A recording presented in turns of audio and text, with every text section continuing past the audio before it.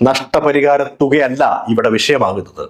തങ്ങളോട് തീർത്താൽ തീരാത്ത പകവച്ചുള്ള പെരുമാറ്റം, തകർക്കാനിടയുള്ള എല്ലാ സാഹചര്യത്തിലും ഇറങ്ങിത്തിരിക്കുക തുടങ്ങിയ വളരെ വളരെ നിശിതമായി ധനുഷിന്റെ പ്രവൃത്തിയെ തന്നെ ഇൻസ്റ്റാഗ്രാം പോസ്റ്റിൽ നയൻതാര വിമർശിക്കുന്നു.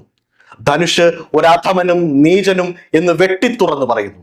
കത്ത് തുടങ്ങുന്നത് തന്നെ ഇങ്ങനെയാണ്: dear Dhanush K Raja, son of Kasthuri Raja, brother of Selvaraj. നിരവധി തെറ്റായ കാര്യങ്ങൾ ശരിയാക്കാൻ വേണ്ടിയുള്ള കത്താണിത്. തുടർന്ന് താൻ കടന്നു വന്ന വഴികളെക്കുറിച്ചും അവരുടെ ജീവിതവും പ്രണയവും വിവാഹവും എല്ലാം വിശദമായി പറയുന്നു. ഈ ലോകം എല്ലാവരുടെയുമാണ്, എല്ലാവർക്കുമുള്ളതാണ്. നിങ്ങൾക്ക് പരിചയമുള്ളവരും ജീവിതത്തിൽ ഉയർന്നു വരുന്നത് സാധാരണമാണ്.